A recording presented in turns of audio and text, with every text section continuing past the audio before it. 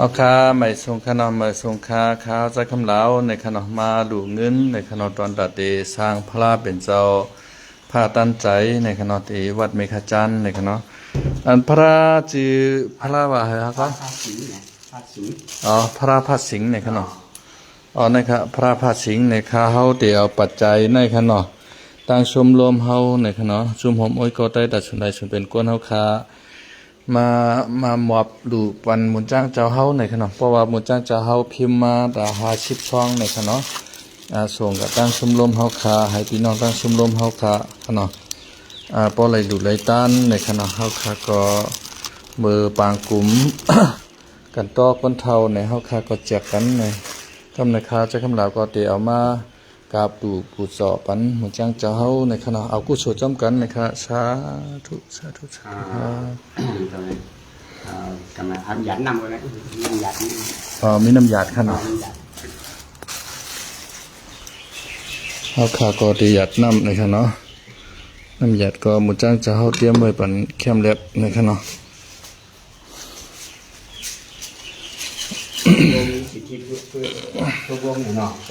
ชมรมเพื่อนไทยเพื่อสิทธิมนุษยชนนะครับ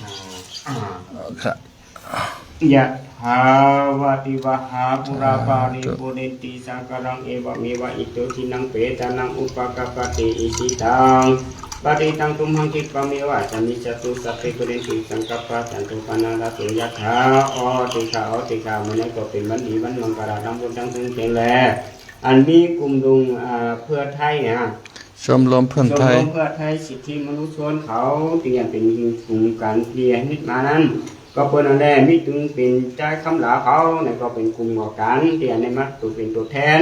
ในมาเอาทรงพระป่าในมัดการในตามตีพระราชสังขยตนาตีตามกาตีบุญจ้าเขาในสังบุญจ้าเขาได้มิติตนาแลที่เอาทรงพระป่าในเตียนปุจจาพระราชเจ้าหลวงเตียนนาวัดในขาจันในสังก็เป็นอันแรกที่ในข้ายามเปลี่ยนเดือดเจ็ดใหม่หักคำในเสียงคำที่ได้มังกรสุขสูงที่เทววัดที่ได้ต้านพระราชหลวงในก็เป็นอันใดบุญจ้างเขาที่ได้เอาฟังผู้ว่าสิวิชัยผู้ว่าบุญจุ่มผู้ว่าตาแสงผู้ว่าสุขคำผู้ว่าเตจ้าผู้ว่ามุนีเขาผู้ว่าผู้ว่าธรรมะไส้เขาปันสินปันป้อตัวออกเมื่อเขาอยู่ดีกินวันตั้งแต่เมื่อนาให้มีมังกรประเภทดังวายต่อไรกินสังคัดโกนให้เมตตาทั้งผู้ทั้งสิ่งบุญจ้างเขามิติดาติปันสินเตกิริเสียสิทธิละพังสุขังพลังสิริอายุจวันโนจโปเสียสิทธิภวันตุเตภวันตุสัพพมังคันตุสัพพเทวตาสัพพพุทธานุภาเวนัสสะสุติภวันตุเตภวันตุสัพพมังคันตุสัพพเทวตาสัพพธรรมานุภาเวนัสสะสุติภวันตุเตภวันตุสัพพมังคันตุสัพพเทวตาสัพพสังฆานุภาเวนัสสะสุติภวันตุเตสัพพิติโยวิวัสสันตุสัพพโรโควินาสันตุมัตเตภวันตรายโยสุขิติขายุโกภวะอาภิวัตนาสิริสนิจังพุทธปัจจยโนจัตตารโอธรรมวัสสันติอายุวันโนสุขังปารากุสุอาเมียสิกัมภาสาธุสาธุสาธุไปทำเมื่อตอนวันกุลตีตะกาสถาเขาค่ะได้ครับมันตั้งใจเปลี่ยนเขามาถึงมาตานค่ะได้ครับสาธุสาธุสาธุเดี๋ยวเมื่อฝันตะกาที่เขามาหลุมมาตานที่ช่องพระป่าในได้สังค่ะได้ครับก็เชียนๆนะนมมันตั้งใจเนาะนี่หลักพลอยอย่างฮะก็หน่อยหลักพลอยของครูบาบุญจุ่มหลักพลอยครูบาบุญจุ่มหลักพลอยอยู่หลีรอดเพลรอดลานหลักพลอยอยู่หลีกินหวานฮะเนาะค่ะอันพระราชอันในผ้าสิงในเตหยาดนำอะไรฮะก็ไหนพอดีหยาดนำวันที่31เนาะในวันเสาร์เดือน7 ใหม่5 ค่ำข้าวยามกลางค่ำตั้งแต่7 โมงหัวค่ำเป็นต้นกว่าไปถึง1 โมงกลางไหน7 โมงกลางค่ำก็ถึง1 โมงกลางไหนสวดมนต์เนาะมันจะมีปางตะลาจากตีมังกรเนี่ยตั้งแต่เอา8 โมงเนาะ8 โมงในกลางค่ำมาตอนเจ้าได้หมอก7 โมงในตึกเขาตีทำวงสวมแบบพามครับจ้าหมักไม่หมักตอกน้ำส้มน้ำหวานตีต่อนาพระราก่อนก็ยาวเขาตี8 โมงในก็8 โมงกลางค่ำเขาตีเดิมทำพิธีเขาตีมังกรไปถึงหมอก10 โมง10 โมงกึ่งหลังจากนั้นหมอก11 โมงนั้นเขาตีฮอตลา1 ปุกฮอตลาปารามีปัญจันฮอตลาธรรมจักจาธรรมจักรัตนสูตรเนาะของคนไทยเนี่ยแล้วก็จะมีฮอตลาสมโพธิเปลี่ยนพระปฏิพิธายแล้วก็ จากนั้นจะมีเจ้าคู่หลวงตั้งในริมเขาปฏิมาพ่อกันสิงนกสิงกาสิงไก่อ๋อเดี๋ยวสีน้ำก็เย่านั่นก็เขาตีได้ดูเขาต่างส้มต่อที่ห้องว่าเขาประดุกระยามันแต่ห้องว่าเขาสมต่อหลงเขาตีได้มาก่อนการพ้นเขาส้มต่อหลงนั่นหมอก49 ก่อนเขาตีเฮ็ดถาดแหนที่มันเดือนั่นก็ตะกาเขาก็เอาหินคือเป็นซุปต้อเอาเป็นยาคือมันเพราะว่ามันเดือนะแล้วเขาก็ต้นยาวเนี่ยเขาก็แจกกันคนที่มาปังตะลาน่ะเป็นเดียวเขาอยากพูดในเศษถุงแล้วก็แจกพี่น้องเขาเปลี่ยนมาในปังค่อยน่ะกลางคืนเนี่ยนอนเอาขนาดกลางคืนเนี่ยนอนฮะต่อเมืองแรงเนาะเพราะว่าเจ้าตนาเขาเสียมวาเนาะเพราะใครนอนน้ำเตะเหรอมันจะมีอยู่ครับมีศาลาอันสวดมนต์นะฮะรูปปิ่นกันสวดทีเดียวฮะมันตีที่ไหนก็ไอ้เตี้ยนอนเอากลางคืนเลยเนาะนอนครับอันที่ว่าบุญจ้างตีว่าเขาสวดเจ้านะเขาให้มือก็มือตีเหลือเหมือนเรื่องอันเปิ้นเฮ็ดปล่อยประธานเมืองเฮาหายปานนั้นปล่อยประธานเมืองเฮาหาวันหักขึ้นในเปิ้นปันเชียงเย็นเนาะป้างขึ้นมาสวด1 ชั่วโมง1 ชั่วโมงให้เนาะมาดีสวดมากายนั้นใครสวดก็สวดเพราะว่าสวดเจ้านะก็ไปที่เฮาก็ติดปังเจ้าคู่ว่าเพราะว่าเจ้าคู่ติมมื้อนะเฮาก็ติดปังมาขึ้นมาเฮาตะละตาปุงค่ะตาปุงนั่นเขาปกติใจเจ้าตาหน้าเนาะเพราะพ่อยาวเจ้าตาหน้าปกติได้มาดูสังฆทานที่เป็นเจ้าตาหน้าทำคนว่าทำหลงทำเป็นมังกรก็ว่าพี่น้องใต้ก็เลยว่าเนาะเขาใครเป็นเจ้าตาหน้าน้ำส้มน้ำหวานไหนมาเล่นนี่นะมาเล่นเตียงตัวน้อยต่างก้อยเนาะมาเล่นต่างก้อยอะไรเขาใครเป็นน้ำส้มน้ำหวานถ้าเป็นน้ำปั่นน้ำเต้าหู้ก็ได้ข้าวหนมข้าวหวานก็ได้ที่ในปากก้อยเนี่ยเขาใครเป็นเจ้าสันน้ำค่ะมาเฮ็ดโรงทานก็ไร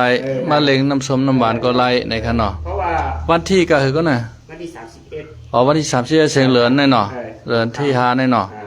พฤษภาเนาะบนในวันที่17อ่ะนะ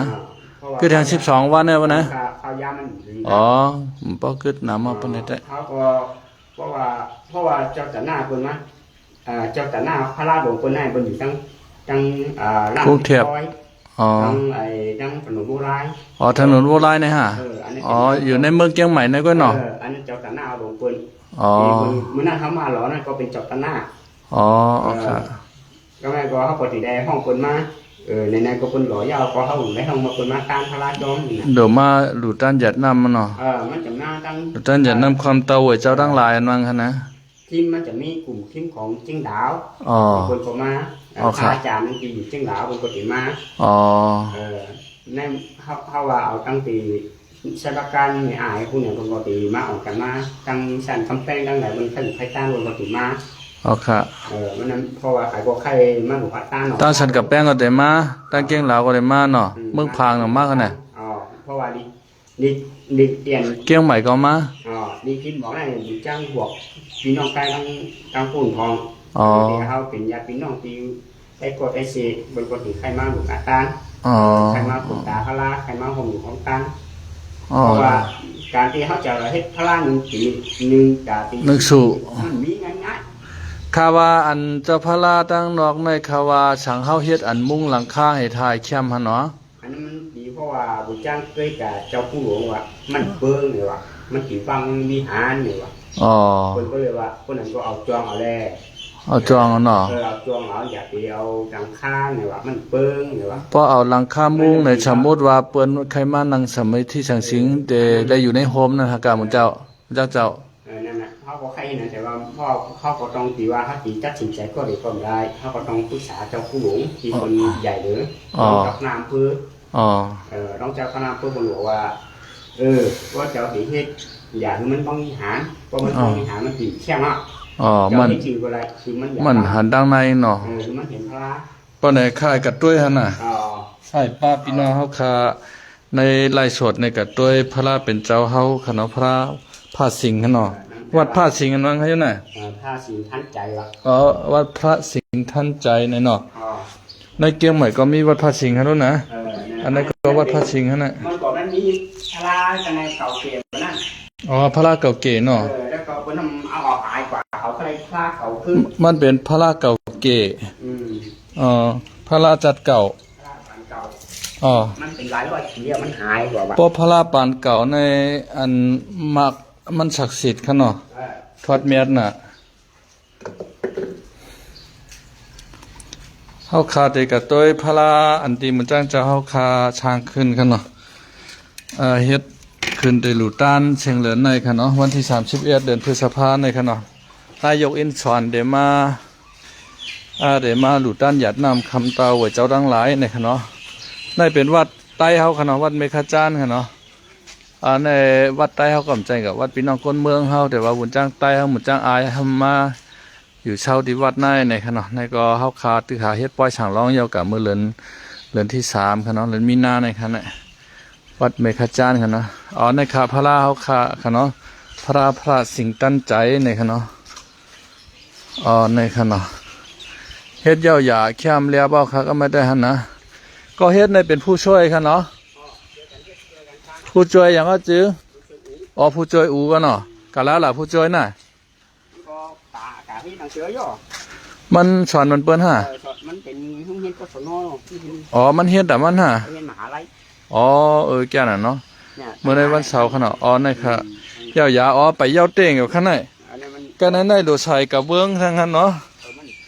สิขึ้นไหลตั้งขึ้นเลยเนาะเขาว่าหลูล่างซ้ายหลูล่างซ้ายล่างเอามันกำลังหาซ้ายล่างเอาเอาซ้ายล่างเอาหน่อยมันจะเชื่อกับเบื้องหน่อยแล้วก็กับเบื้องคำเอาเขาเดี๋ยวซ้ายล่างเอาเนี่ยว่ะเอาซ้ายล่างค่ะเนาะเปิ้นไปตั้นมาเฮ็ดค่ะเนาะข้าวขุนค่ะเจ้าหน้าเนี่ยจะมีปฏิบัติเสริมอันในก็เปิ้นได้ตึกได้เฮ็ดแทงค่ะเนาะในเปิ้นเฮ็ดถนนเปิ้นต่อน้ำประปามาค่ะอยู่ไหนนั่นน่ะตอนระบายน้ำเนี่ยตอนระบายน้ำกันได้ค่ะเนาะค่ะน้ำพรมอันนั้น